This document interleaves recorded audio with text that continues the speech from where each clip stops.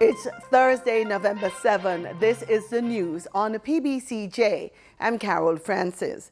The upgrading of security arrangements at hospitals with a view to using technology to enhance efficiency is getting a much-needed boost. Security services at a number of hospitals will be strengthened with the awarding of contracts valued at $1.7 billion. At the post-cabinet press briefing, Minister with a portfolio with responsibility for education, youth and information, Carl Samuda, said Cabinet has approved contracts totaling $1.7 billion for security and related services at health facilities under the jurisdiction of the Southeast Regional Health Authority, Sierra, for a period of 3 years. The Southeast Regional Health Authority is the largest of 4 regional health authorities in Jamaica. Sierra is responsible for the delivery of healthcare services in St. Catherine, St. Thomas, Kingston, and St. Andrew.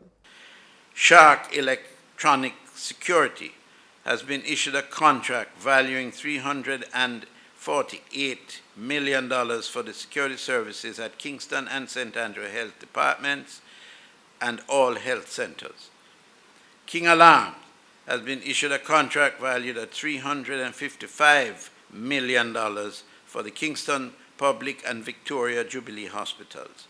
Modern Investigations and Security Company Limited was awarded a contract totaling $436.6 million to provide services at the Bustamante Hospital for Children, the National Chest Hospital, Hope Institute, and the Sir John Golding Rehabilitation Center. Marksman Limited has been issued a contract valuing $383 million for security and related services at the Spanish Town Hospital, St. Catherine Health Center offices, Linstead Hospital, and selected health centers. An agreement has been reached between the trade unions representing staff at the Jiquan Iron and Steel Company, JISCO Alpart plant, and the management over an impending redundancy exercise. It's understood that 800 positions will be made redundant. They have reportedly agreed to improve severance payments and the opportunity for workers who have been made redundant to be given first preference for employment when the upgrading work at the plant has been completed. At least 100 workers have reportedly been recalled to help carry out the modernization of the outdated refinery. Motorists will see lower diesel but higher gasoline prices when they pull up to the pumps today. Gas prices are up by $1.17. The state-owned oil refinery Petrojam says E1087 will sell for $129.65 per liter. A liter of E1090 will retail for $132.48. Automotive diesel will move down by $3 to sell for $133.92 per liter. The price of kerosene has also fallen. It will sell for $114.83 per liter, a decrease of $1.60. Propane cooking gas will move up by $2.19 per liter to sell for $43.67. Butane will go up by $2.63 to sell for $49.40 per liter. Retailers will add their respective markups. The Jamaican dollar appreciated by 49 cents against the United States dollar during Wednesday's trading, according to the Bank of Jamaica Daily Exchange Trading Summary. The Canadian dollar ended trading at $106.47, down from $107.16. Also on the day, the British pound sterling ended trading at $182.93, up from $178.59. Over 300 mentally ill people, some who have not been tried or sentenced, are locked away in Jamaican prisons without adequate treatment. That's the findings of a report done by the lobby group Stand Up for Jamaica. The report, titled Through the Cracks, a report on mental illness behind bars, outlines a range of issues facing mentally ill persons behind bars. One of the things highlighted in our report is when we looked at the issue of human rights and international law, is that there is actually an international standard for the treatment of prisoners. and that's the United Nations Standard Minimum Rules for the Treatment of Prisoners, also known as the Nelson Mandela Rules. I don't plan to go into detail in those rules, but I wanted to highlight Rule 109, which says that persons found not criminally responsible or later diagnosed with severe mental disabilities and where prison could be found to actually worsen their condition should not be detained in prisons, but transferred to mental health facilities. Other rules include the duty to provide care and treatment for mental ill inmates, to prohibit solitary confinement, and to allow healthcare personnel the authority to review and recommend changes to the involuntary separation of prisoners to ensure that this would not worsen their mental disability. Stand Up for Jamaica is recommending the establishment of specialized mental health courts, the creation of a mental health care strategy, and recruitment of mental health professionals. The state of the physical infrastructure of the main intake facility, that's the Tower Street Adult Correctional Center, has been around from the era of, well, slavery. And it's certainly not an environment that is conducive to suitable therapeutic treatment. Mentally ill inmates held at this facility are currently separated from the general population, and for the most part are not or rarely included in rehabilitation programs. The DCS has struggled to attract and maintain medical professionals and psychiatrists as members of the medical fraternity are adverse to the work involved in completing the voluminous and numerous court reports required to undertake this job. The study was funded by the European Union. Physiotherapy is used to treat a range of conditions including sprains, back pain, arthritis, incontinence, sport and workplace injuries.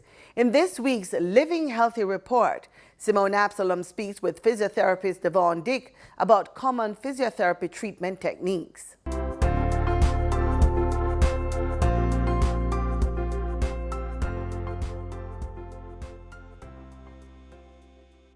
How long have you been in the physiotherapy business? I've been a physical therapist since 2012, so for the last 6 years.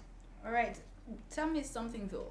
What is the difference between physiotherapy and physical therapy? Well, in Jamaica, physical therapy and physiotherapy are the same things, but in certain countries abroad, they like to differentiate between the two, usually based on credentials, but not in Jamaica. They're the same thing. So when would someone be referred to do physiotherapy? Well, individuals are usually referred by the doctor, either be a GP or maybe orthopedic surgeon. But whenever they have pains that the doctor determines can be helped by physical therapy, or if the range of motion is limited, and most times after surgeries, especially surgeries of joints and muscles or bones, people usually need physical therapy in those cases. In the Jamaican experience, that's what I like to call it, what are some of the common ailments that you have had to treat? Well, the most common ones I've seen are mostly neck pain and back pain, caused by different reasons. A lot of them by motor vehicle accidents or by falls. In older people, they just develop these issues with the joints, as they get older, or improper posture, poor lifting techniques, things like those, usually result in those issues where I see them.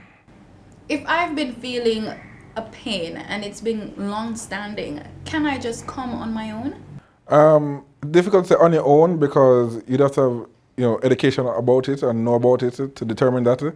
That's why most times, it's the individuals are referred by the doctors. So, and you usually have to get a referral for physical therapy from a doctor before you can see a physical therapist. But some individuals who know about physical therapy will then go and ask the doctor, say, hey, I have this pain, I did research, or I believe physical therapy can help it, or they know somebody who had a similar injury, maybe like a tennis elbow, or they have a crick neck or something like that, and they know physical therapy can help. They go to the doctor, they talk to the doctor, say, hey doc, I'd also like a referral to physical therapy, to help with this pain. You mentioned neck pain. Sometimes arthritic pains can manifest in the neck. If I have arthritis, can I come to you for help in terms of treating my various? Yes, physical therapy can definitely help with arthritis in the neck or elsewhere. It could be the shoulder, wrist, knees, hips, ankles.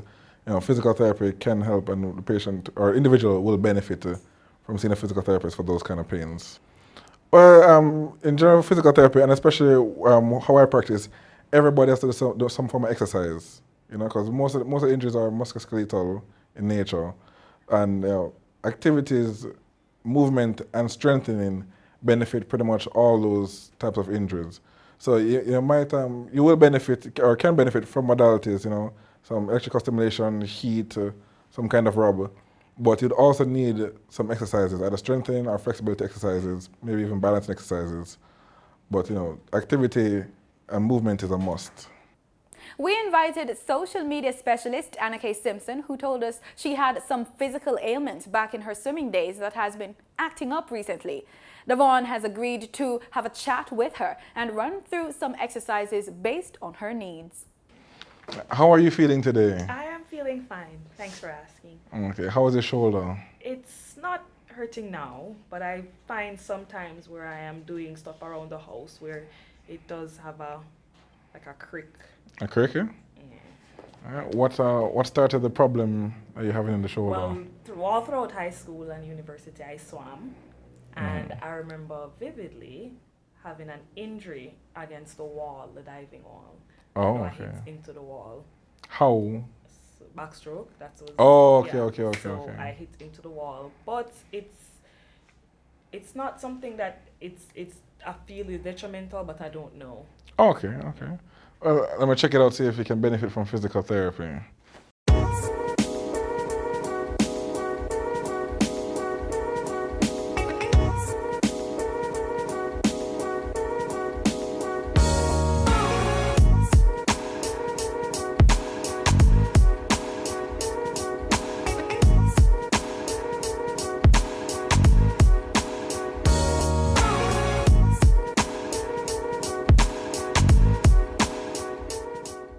Yeah, so the heating pad is also there because it helps to increase circulation and helps to reduce the pain and help the muscles to move better while the patient does exercises afterwards. We're going to do some rotator cuff exercises. The rotator cuff is a very important part of the shoulder, and it's there most for stabilization, especially when you're doing the movements or lifting weight. So we're going to strengthen those now.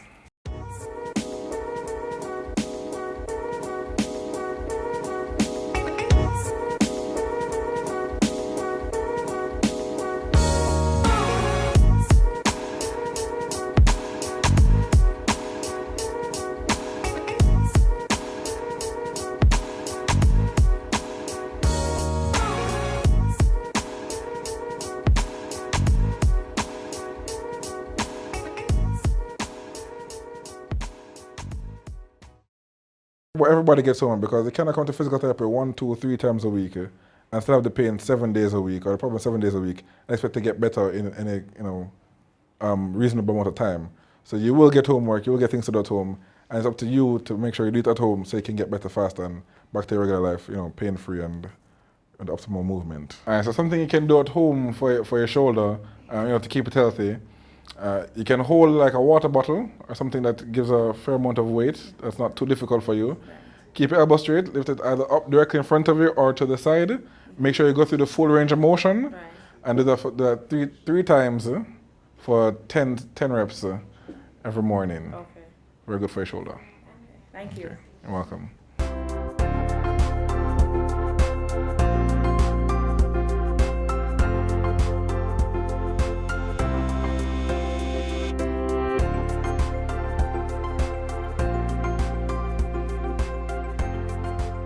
Minister of Foreign Affairs and Foreign Trade, Senator Kamina Johnson-Smith, is calling on the World Trade Organization, the WTO, to address the interests and concerns of developing and least developed countries. Speaking at the informal ministerial WTO meeting in Shanghai, in her capacity as coordinator of the ACP group in the WTO, Mrs. Johnson-Smith said keeping the interests and concerns of developing countries in focus will send an important signal that the negotiation function of the WTO is still operational and can deliver for developing countries. She also reaffirmed the group's commitment to, quote, an inclusive, transparent, predictable and rules-based multilateral trading system with a development-oriented WTO at its core. She highlighted the importance of agriculture for developing countries and underscored the need for substantive work to address the imbalances in agricultural trade. Mrs. Johnson-Smith also called for increased engagement to strengthen the special and differential treatment provisions in the WTO agreements. The Barbados-based Caribbean Tourism Organization, CTO, says tourist arrivals to the region increased by 9.7% during the first half of 2019 when compared to the same period last year. Addressing the media at a news conference at the World Travel Market in London, CTO Chairman Dominic Fadee said this performance was more than double the global average of 4.4%. Between January and June this year, there were 17.1 million tourist trips to the Caribbean, 1.5 million more than the corresponding period in 2018. The United States market grew by 20.2%. During the same period, some 2.1 million Canadian tourists stayed in the region, a 2.4% rise when compared to the same period last year. However, the European market was flat, registering a marginal 0.4% increase. The gains made in the market are reportedly due to several factors, including increased air capacity between the region and major sources, expansions in the accommodation sector, and the positive positioning of the destination's brands in various source markets. In regional news, Trinidad and Tobago's Police Commissioner Gary Griffiths could launch a probe into sexual harassment allegations against former Sports and Youth Affairs Minister Daryl Smith, brought by his personal assistant. We have more in this TV6 report. Griffith will determine by Friday if the TTPS will be launching an investigation into the Daryl Smith saga. Since the announcement that the report, completed more than 1 year ago by a Prime Ministerial Committee, was deemed legally flawed, there have been calls from various quarters for certain questions in the 3-year-old sexual harassment allegation to be finally answered. One person insisting there are inconsistencies is Fixin' TNT's Kirk Waith, who wrote to the Commissioner asking whether there are grounds for a criminal investigation. Commissioner Griffith tells CV6 he has instructed an Assistant Commissioner of Police to consider the matter and determine by Friday whether the TTPS will be launching an investigation. Waith has charged the Commissioner to determine if there is evidence to support Carrie Ann Moreau's claims of sexual harassment by then Sport Minister Daryl Smith. Staying clear of the harassment allegation, Prime Minister Dr. Keith Rowley last week told a post-cabinet media briefing the woman was fired without due process being followed. The public first got wind of the harassment allegation when her claim of wrongful dismissal landed at the industrial court as a trade dispute. She received $150,000 in damages and was made to sign a non-disclosure agreement. Inconsistencies, according to Mr. Waith, however, continue to pop up. There was no grievance filed in the ministry process as to sexual harassment. There was no criminal complaint for assault that was raised. This matter found itself in a claim saying, I want money. I want $225,000. Let's get this clear. There was no, I am sexually harassed and I want to make a complaint in the process that the ministry has. There was also not an assault charge brought or a threatening charge brought or a text message which can be cyber harassment, etc. None of those things happened. In Carrie Ann Moreau's sworn witness statement, she details dates, times, incidents, and alleged verbal comments made by Sport Minister Daryl Smith, which she considered harassment. She also claims to have informed the minister's personal assistant and the permanent secretary of the advances. And that's why Kirk Waith is asking whether there is grounds to investigate public officers, including the permanent secretary, for misbehavior for failing to act. He's also asking if there is a cover-up, if officers assisted in silencing the allegation, and if public funds were used as a quote-unquote payoff for someone else's misbehavior. As it relates to the legally flawed report, Attorney General Faris Al-Rawi says his office has no intention of destroying hard or soft copies of the report. AG Al-Rawi sent that message to UNC activist Devon Maharaj, who is seeking judicial review of government's decision to decline his FOIA request for the report. Dominicans go to the polls in a month to vote for a new government. Election day is December 6th. Nomination day is November 19. I appeal to all within the sound of my voice. I appeal to all within the sound of my voice to let us strive for peace and maturity in the conduct of this general election. We are one people. We have a nation to build. We have an image to safeguard. Let us conduct this general elections campaign in an atmosphere of civility and responsibility. Let us respect each other's rights and property. Let us emerge from this exercise the envy of the region and the world with a clear mandate from the people and by the people for a new season of development for this beautiful country of ours.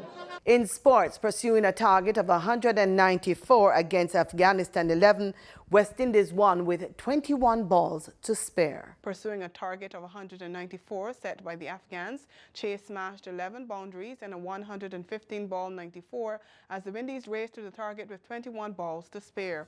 Hope was the other batsman on the hunt for runs as he added an unbeaten 77 off 133 balls. All the other top-order batsmen, namely Evan Lewis, Shimron Hetmeyer, and Nicholas Puran, fell cheaply. Earlier, Ramat Shah and Ikram Ali Kale both hit enterprising half-centuries, but West Indies bowlers hit back to bowl Afghanistan out for a modest 194 and take the upper hand. Ramat struck a top score of 61 off 80 balls and Ikram 58 off 62 deliveries in an 11-run third-wicket stand, which frustrated West Indies. West Indies then pressed home their advantage, snaring the last 6 wickets for just 42 runs. Here's a look at the tail end of the West Indies runs chase. That could just head down to the boundary. It's going to test the fielder. There's an outside edge, you take him. He's hit plenty in the middle tonight on that occasion. A healthy outside edge, moral victory for the bowler. Again, past the outside edge. Again, a bit of fortune for Roston Chase. But he'll take it. And the ball is going to win again, is it? Or is that a good effort? Rashid Khan really putting in the effort right to the bitter end. Ball's in hand now. Knee touches the rope now. And I think the ball has been released. And that's 4. Another healthy edge. He's played a few of those in the last 15 minutes or so, Roston Chase. And there's the end result, another boundary. Well, no big sixes, but looks like a boundary. But he would have liked a few more wickets, and there's a chance. There's an edge. Yeah, a wry smile. Few cries of anguish from a few Afghanistan fielders. A little too late, really, even if he had taken that. Drives down the ground. It's going away towards the boundary. It's a handsome stroke from him. Rashid Khan is after it. Can't get there. It's 4. Oh, yes, he's done it. He has done it. He's been dismissed in the nervous 90s now. 94, and Mujib has struck.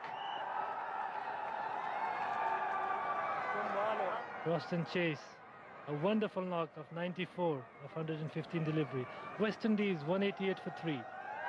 Nicholas Puran has come out to bat. Yeah, if the score was 295, they will go for boundaries. And that's end of the game. An excellent shot from Nicholas Buran through to cover area, and a brilliant win for West Indies. And that's our package. Join us again tomorrow, same time, same place for more news and sports right here on PBCJ, the People's Station.